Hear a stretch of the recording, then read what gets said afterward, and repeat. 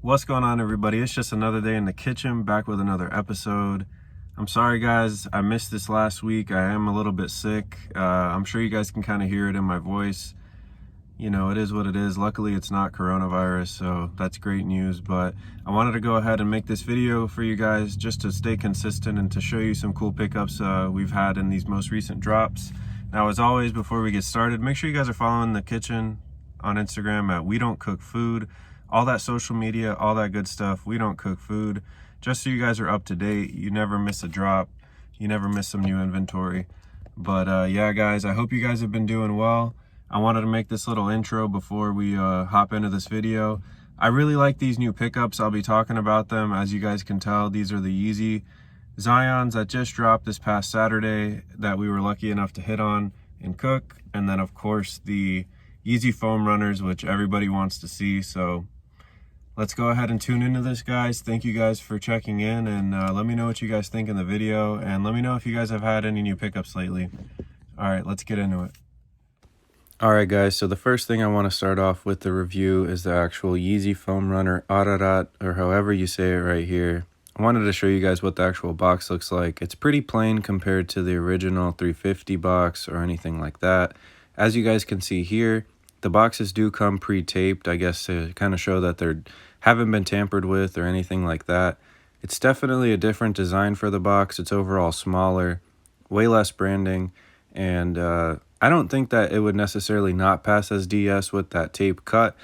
However, I decided to leave the tape on the other three pairs I do have just to show you guys what they actually look like when they come in.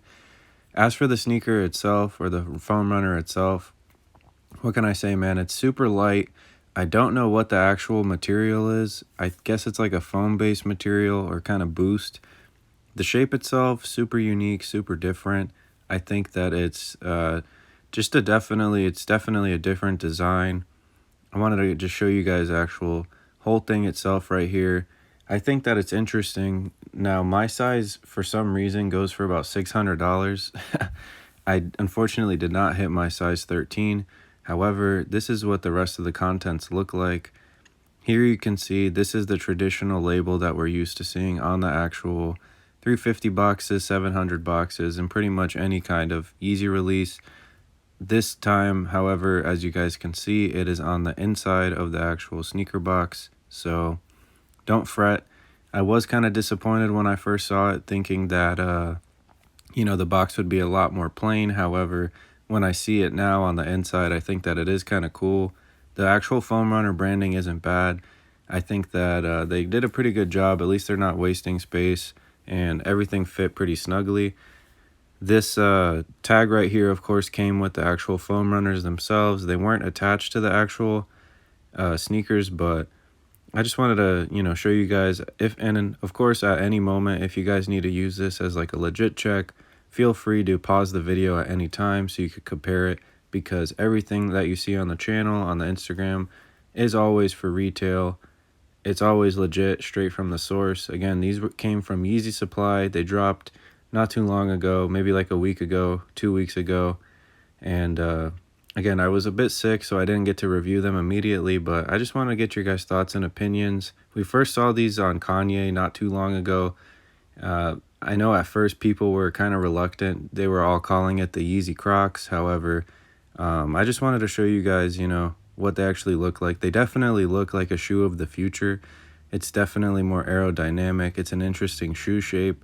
However, I did not get to try it on because I don't have my size. So again, let me know what you guys think. Would you cop them? And let me know in the comments. All right, guys, and last but not least, we had to hit you with the Yeezy 350 Zyons that just released this past Saturday. I don't know. What do you guys think?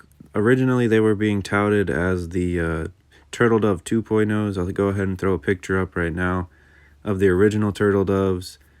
Once I got them in hand and once I was able to see, I feel like it's less Turtle Dove and more of its like own sneaker. At first, from the product images, we all thought it would be, but these actually have like a lot of hints of like lavender or burgundy, you could say. It's almost like a brown looking sneaker.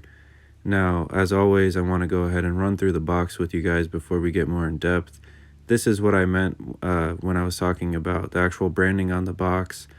When I was going over the foam runners, as you can see, this has a traditional labeling and branding and the stickers and all that stuff. And of course, as always, if you need to at any moment, go ahead and just pause the video just so you guys can use this video as a reference for legit checks and things like that, because again, these were hit for retail, cooked for retail, straight from the belly of the beast, either Yeezy Supply or one of the foot sites like Foot Locker, Foot Action Champs, things like that.